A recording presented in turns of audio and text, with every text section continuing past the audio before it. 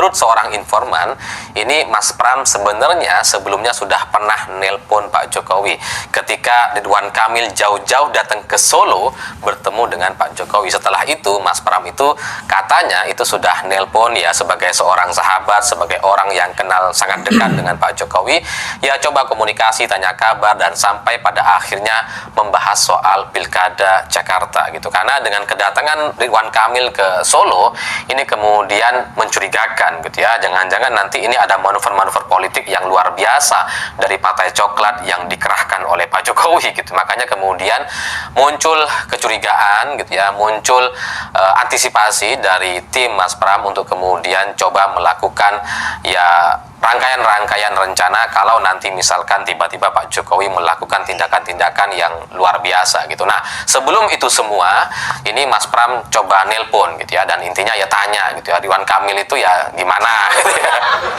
Sampai kemudian pada intinya, pada akhirnya ya Mas Pram itu mengetahui bahwa Ridwan Kamil datang ke Solo itu ya untuk satu misi permintaan gitu ya, yang pada intinya meminta agar ada satu kasus yang tidak diproses, kira-kira seperti itu, meminta khusus kepada Pak Jokowi gitu ya agar ini tolong dibantu gitu ya, bukan soal kemenangan awalnya, bukan soal kampanye, tapi soal kasus yang menyandra atau dilakukan oleh kubu Ridwan Kamil gitu. Nah, ya Pramono Anung sebagai cagup yang hari ini sedang tinggi surveinya gitu ya, sedang memimpin secara suara di berbagai lembaga survei, itu tidak terlalu masalah gitu ya, silahkan aja lah gitu ya.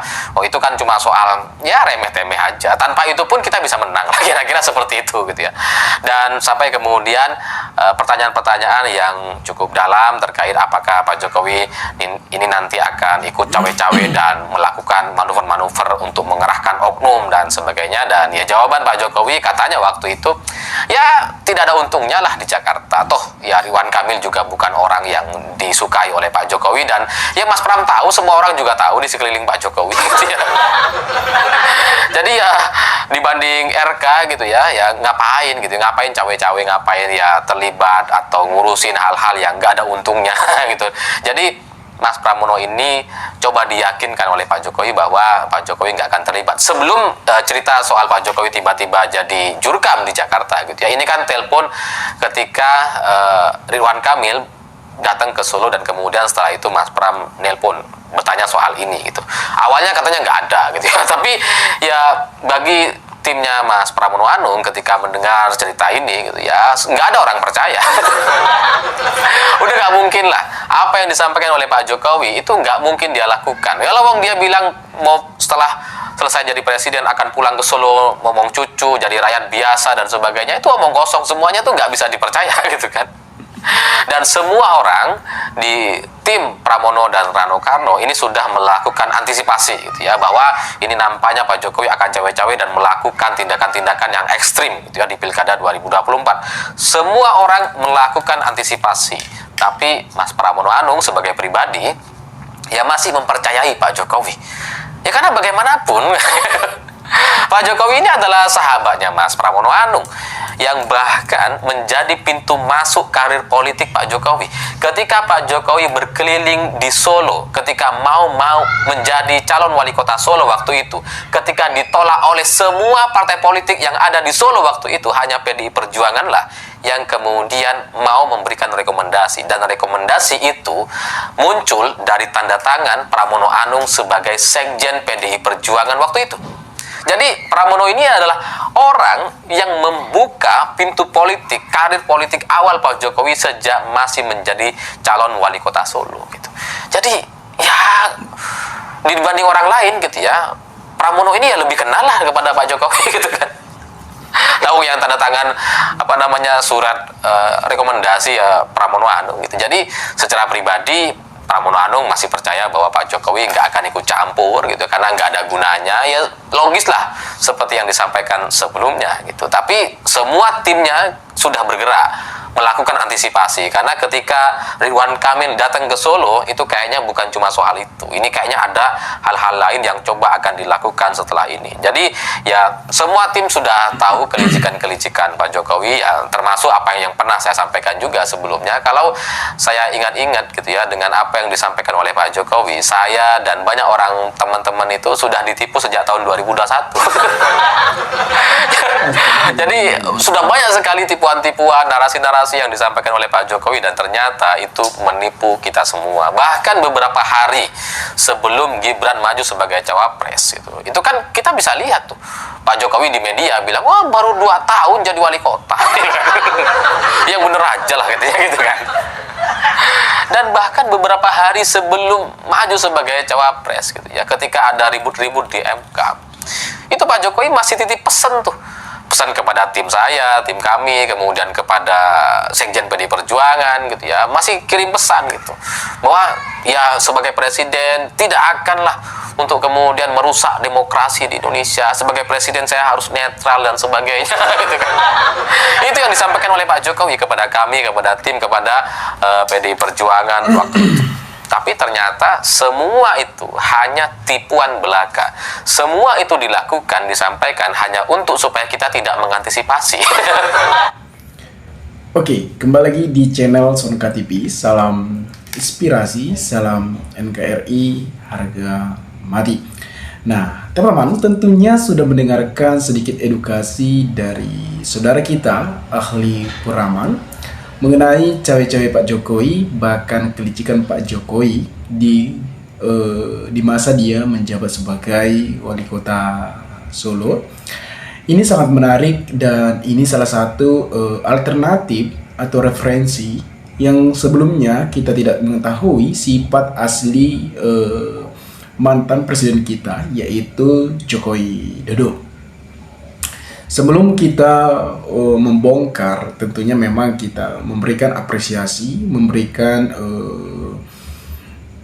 dukungan dan memberikan kehormatan terhadap mantan presiden kita, yaitu Jokowi Dodo, yang dimana beliau telah mewujudkan atau memberikan perubahan di Republik Indonesia yang kita cintai. Dan 10 tahun Jokowi telah memimpin NKR ini, tentunya juga teman-teman sudah menikmati kepemimpinan beliau. Itu tergantung dari saudara-saudara, apakah terima, apakah atau tidak puas, itu tergantung dari seseorang. Nah, kembali lagi ke topik awal, yang dimana Pramono telah menelpon Jokowi. Dan bahkan Ali Puraman juga mengatakan bahwasannya Pramono telah meloloskan Jokowi Dodo sebagai kepemimpinan, saya lupa ya, kepemimpinan atau presiden ataupun gubernur DKI Jakarta, karena mereka adalah salah satu kader partai PDIP. Dan ternyata tipu-tipu yang kita kenal dari Jokowi, yang dulunya pernah Jokowi mengatakan bahwasannya beliau tidak maju sebagai calon presiden karena masih menjabat sebagai wali kota Solo 2 tahun, tapi nyatanya maju. Dan sempat juga Ali Pramani menyinggung bahwasannya Aston menyesal memajukan Jokowi sebagai capres pada saat itu, karena Aston ini adalah sekjen, sekretaris jenderal partai PDIP yang diketuai oleh Ibu Megawati Soekarno Putri. Memang sejak awal sebelum Gibran menjadi cawapres atau sebagai wakil dari Pak Presiden Prabowo Subianto, memang banyak kejanggalan-kejanggalan yang dilakukan oleh mantan presiden kita, yaitu Jokowi Dodo, yang dimana beliau sering mengatakan tidak sesuai dan tidak konsisten dengan perkataannya sendiri. Dan akhir-akhir masa jabatannya juga kita bisa melihat bahwasannya beliau juga mengatakan ketika dia habis masa jabatannya, maka beliau akan pulang ke Solo, akan merawat cucu dan anak-anaknya. Tetapi planningnya ke depannya bahkan Jokowi malah turun gunung untuk mendukung salah satu calon pilkada, calon gubernur DKI Jakarta, yaitu Ridwan Kamil. Nah, ini sangat menarik. Sedangkan masyarakat juga mengetahui kualitas dari Ridwan Kamil dan banyak diisukan bahwasannya Pak Jokowi tidak menyukai atau tidak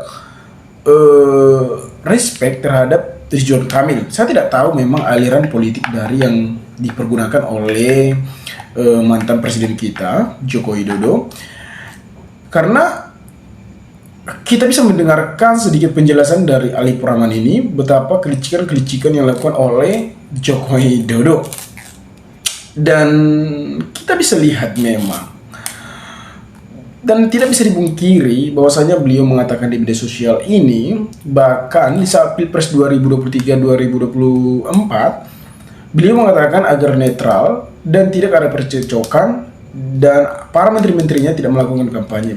Bahkan dia pun turun gunung untuk melakukan kampanye pada saat itu. Nah, mungkin teman-teman juga penasaran, ya cek saja apa tindakan-tindakan Jokowi selama kampanye, selama mendukung Gibran sebagai cawapresnya, apakah sesuai dengan apa perkataannya. Dan bahkan ya memang terlihat sederhana memang mantan presiden kita, tetapi dengan ilmu politiknya yang tidak terbaca membuat orang semakin hari semakin tidak percaya lagi terhadap mantan presiden Joko Widodo. Ya, saya saja memang dulunya mendukung mantan presiden Joko Widodo. Ya, menurut saya karena beliau ini mampu untuk memimpin, tetapi banyak kejanggalan-kejanggalan yang dimana seorang Joko Widodo dibesarkan dari partai PDIP, yang dimana Jokowi juga meninggalkan partai PDIP yang telah membesarkan namanya. Apakah itu tidak berkhianat? Tentunya berkhianat, karena sudah membesarkan dia dari nol sampai bisa menjadi presiden 2 periode. Tidak mudah, teman-teman. Ketika pada saat itu disangka bahwasannya Jokowi berkhianat dari partai PDIP. Nah, setelah itu Pak Jokowi juga mengendorse atau mempromosikan Ganjar sebagai calon presiden. Dan sedangkan pada saat itu juga bahwasannya beliau mengatakan tidak akan ikut campur dalam Pilpres 2024 dalam pencalonan Gibran pun. Tetapi pada saat itu bahwasannya banyak pengamat politik menganalisis bahwasannya Pak Jokowi berikut campur tangan dalam pencalonan Gibran sebagai cawapres dari Prabowo Subianto, dan terbukti Anwar Usman pun diberhentikan sebagai Ketua Umum Mahkamah Konstitusi. Nah, jadi ya menurut saya ya fine-fine aja sih, teman-teman. Itu tergantung dari bagaimana pandangan teman-teman ke depannya. Apakah percaya lagi terhadap mantan presiden Joko Widodo? Saya sendiri tidak percaya lagi setelah dijelaskan oleh Ali Rahman. Bukan karena kepemimpinannya, tetapi kepribadiannya. Karena ketika melihat kepemimpinannya memang sudah berhasil entah berapa persen, mungkin ya teman-teman juga bisa menilai lah berapa persen dia selama memimpin 10 tahunnya. Saya terbukti, saya melihat kinerja Pak Jokowi yang turun ke lapangan dan mendengarkan keluh kesah masyarakat, itu adalah seorang pemimpin. Menurut saya juga, saya respect terhadap Pak Joko Widodo. Nah, teman-teman, pada pilkada 2024 ini memang sudah dimenangkan oleh Pranowo. Ya, kita lihat saja apakah itu menjadi 2 putaran nanti antara Pranowo dan Ridwan Kamil. Maka selanjutnya kita infokan lagi. Teman-teman, jika ada pertanyaan atau tanggapan teman-teman, maka berikanlah tanggapan teman-teman kolom komentar, agar kita bisa saling tukar pikiran satu antara lain. Salam inspirasi, salam NKRI. Sonka TV melaporkan.